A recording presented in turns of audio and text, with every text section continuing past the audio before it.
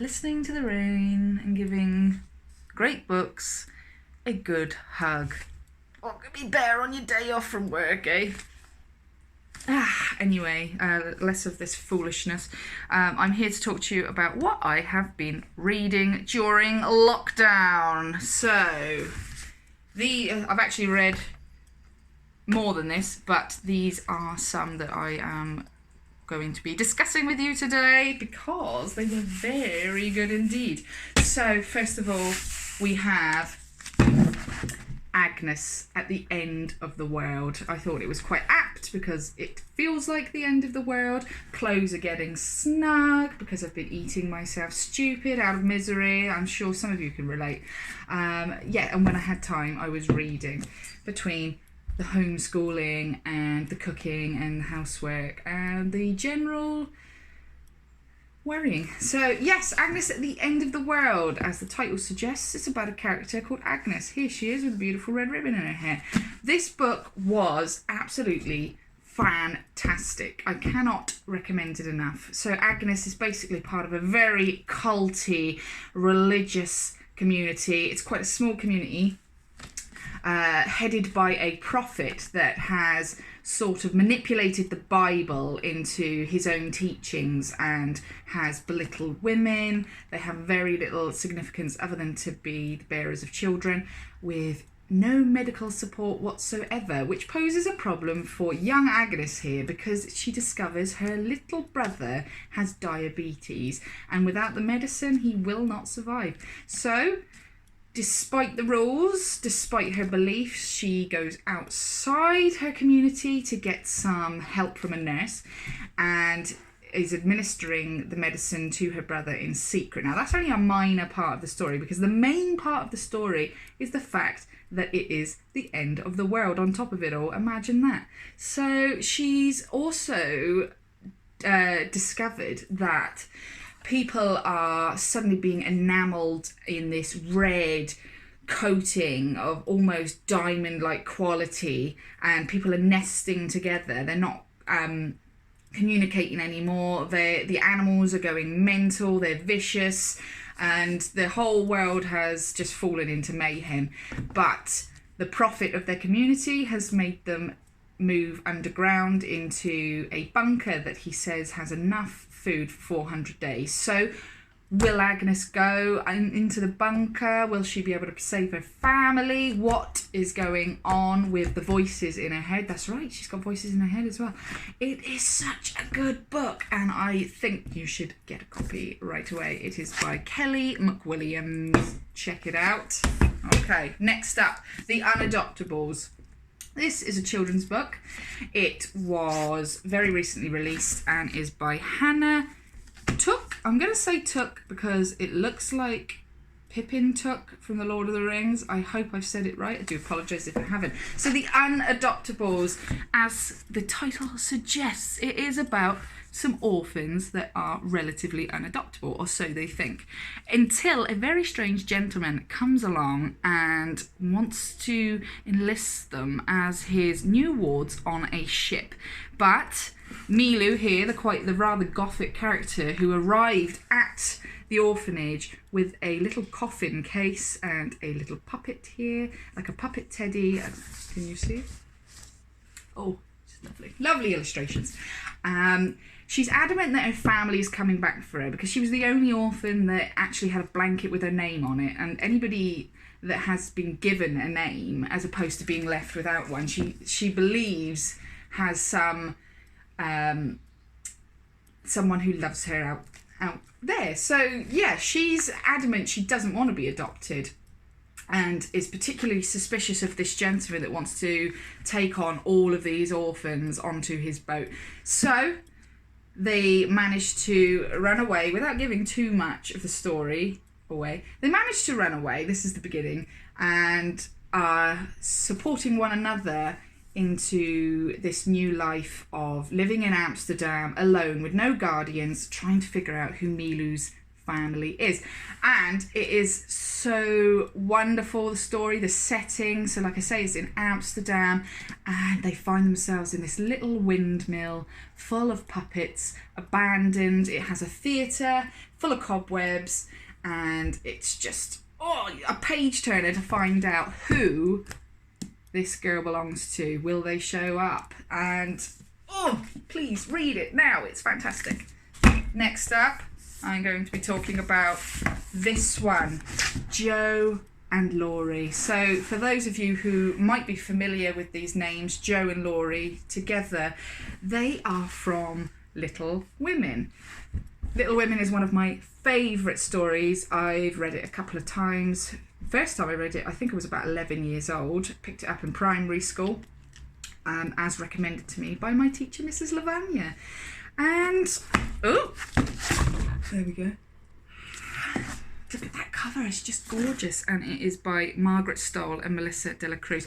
So this, I was dubious because I didn't want anything to taint the idea of Little Women in my head. I didn't want anything to manipulate that story that I'd grown up with. I thought it would probably be disappointing, but I was so curious I had to get a hold of it.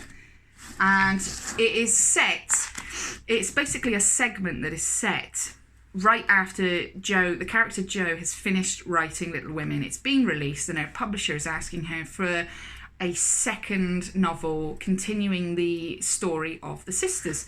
So Jo is completely absorbed in what she feels is going to be a failure. She's convinced that she will not be able to do justification with the new story, and all the fan letters that are coming in that are making suggestions of what should happen and whatnot.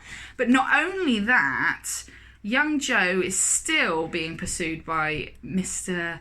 Lawrence, Laurie, the very rich neighbour next door, who has been jumping in and dabbling with the adventures of the sisters throughout the story. And yes, will she still be hard-headed? Will she ignore Laurie, cast off his love, cast off his invitations to marriage?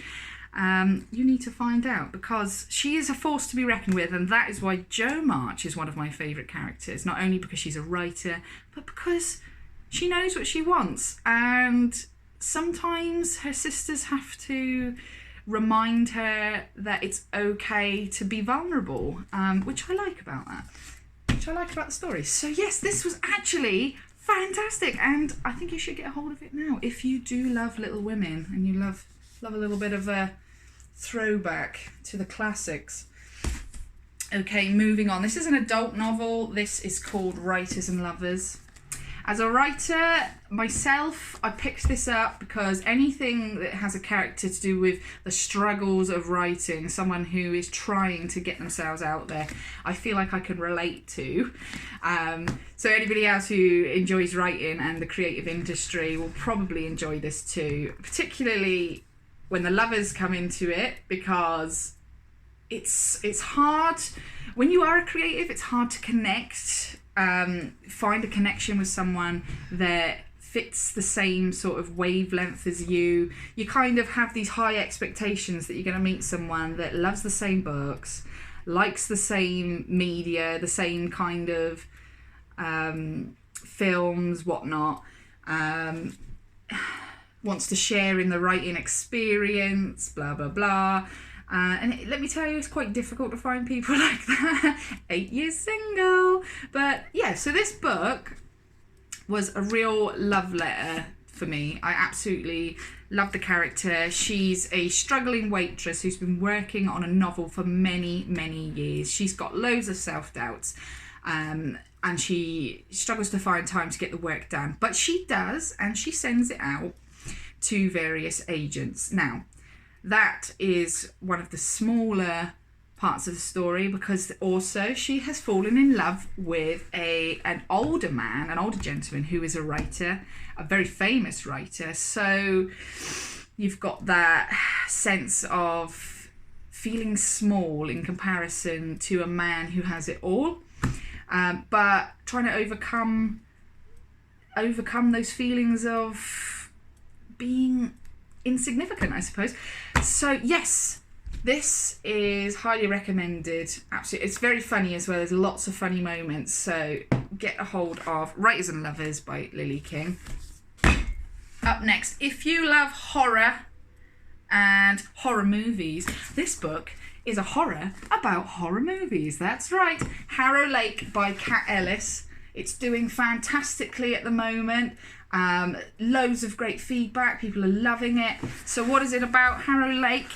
There's a young girl called Lola who has grown up quite shielded from the real world in a very rich environment. Her father is absolutely minted. He's absolutely minted because he is a director of horror movies.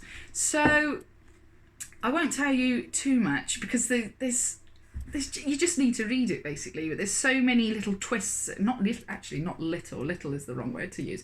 Large twists and turns in this story. So Lola finds herself in the environment where one of her father's more popular films has been filmed. So it's a small town, a very unsettling town that has become a tourist destination because people... Oh, excuse me. A tourist destination because people loved this film so much that they literally go to visit the various scenes. Kind of like Lord of the Rings, how people can go to New Zealand and visit where certain scenes were filmed. Same sort of scenario here, only it's a horror movie and it's very eerie and people even dress up as the characters. Now, so Lola has gone to this town, and one of the significant things about this town where the film was made, her mother was actually the main character in the movie. So this is where her father